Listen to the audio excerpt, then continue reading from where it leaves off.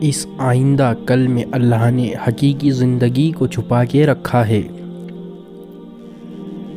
آدمی ملک چاہتا ہے، میرے بندے مجھ سے صلح کر کے آ جا، تجھے ایسا ملک دوں گا جسے کوئی چھین نہ سکے گا،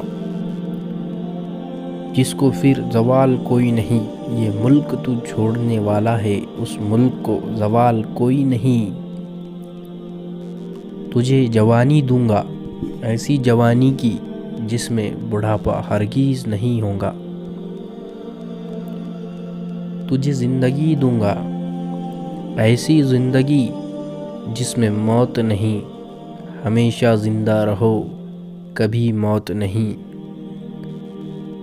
تمہیں ایسا رزق دوں گا جس کے پیچھے فقر نہیں، تمہیں ایسی صحت دوں گا کہ جس کے پیچھے بیماری نہیں۔